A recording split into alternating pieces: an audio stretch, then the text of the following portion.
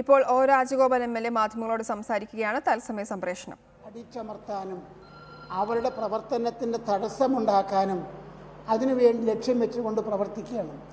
നിയമസമാധാനം ലംഘിക്കുന്നവരെ ശിക്ഷിക്കലല്ല, നേരെ മറിച്ച് പാർട്ടിയുടെ താല്പര്യത്തിനനുസരിച്ച് ഇവിടുത്തെ ഭരണം, കേരളത്തിലെ ഭരണം ഭരണഘടന വിഭാവന ചെയ്യുന്ന പോലെ ജനങ്ങൾക്ക് വേണ്ടിയുള്ള ഒരു ഭരണമല്ല, പാർട്ടിക്ക് വേണ്ടിയുള്ള ഭരണം എന്നുള്ള നിലയ്ക്കാണ് അനുഭവം കൊണ്ട് കാണുന്നത്.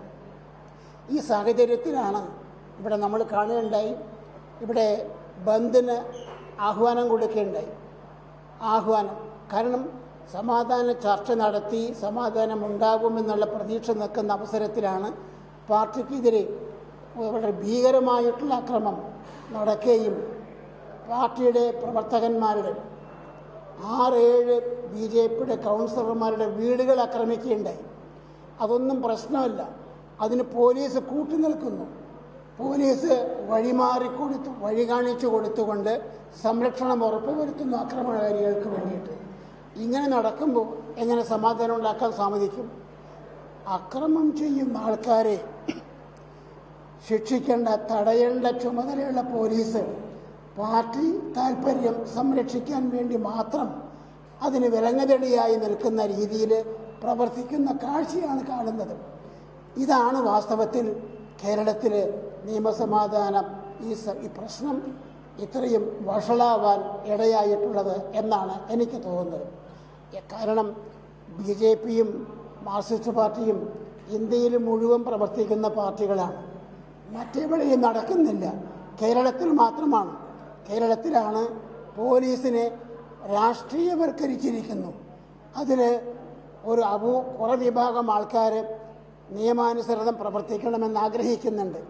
അവരെ പ്രവർത്തിക്കാൻ അനുവദിക്കാതെ അവരെ പീഡിപ്പിച്ചുകൊണ്ട് പാർട്ടിക്ക് വിധേയമായി പ്രവർത്തിക്കുന്ന ആൾക്കാർക്ക് ഇഷ്ടപ്രകാരം പ്രവർത്തിക്കാൻ അവസരമുണ്ടാക്കുന്ന സാഹചര്യമുള്ളത്. ഇതാണ് വാസ്തവത്തിൽ ഈ സംസ്ഥാനത്തിൽ ഇത്രമാത്രം സമാധാന ലംഘനം, ഇത്രമാത്രം പ്രശ്നങ്ങളുണ്ടാവാൻ കാരണം.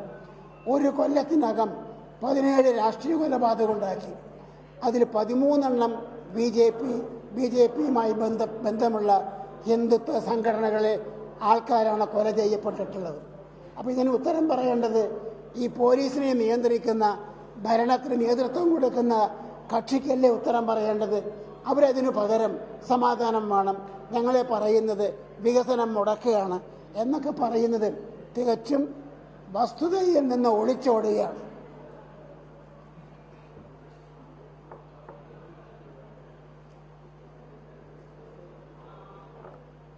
എനിക്ക് 3 മിനിറ്റ് സംസാരിക്കാൻ, അവിടെ 2 മിനിറ്റ് സംസാരിക്കാൻ അവസരം തന്നപ്പോൾ കോൺഗ്രസിൻ്റെ ഭാഗത്തുനിന്ന് ബഹളം കൂട്ടുക, 2 ഭാഗത്തുനിന്നും ബഹളം.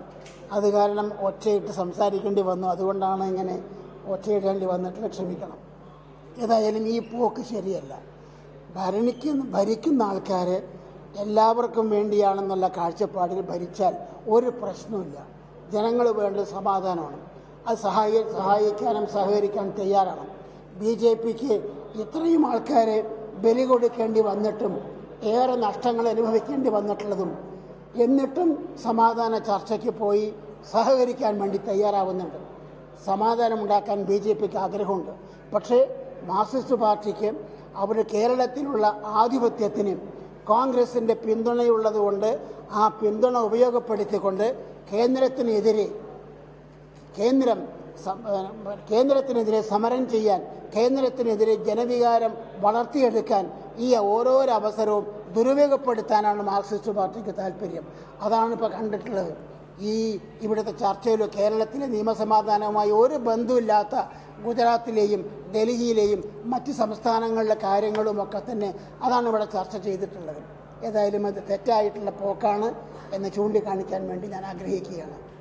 ഗവർണറെ വിളിച്ചതിനെപ്പറ്റി ഓരോരോ പാർട്ടിക്ക് ഓരോ അഭിപ്രായമാണ്. ഗവർണർ കേന്ദ്രത്തിൻ്റെ പ്രതിനിധിയാണ്. കേരളത്തിലെ കാര്യങ്ങളെപ്പറ്റി റിപ്പോർട്ട് ചെയ്യാൻ ഗവർണർക്ക് ചുമതലയുണ്ട്.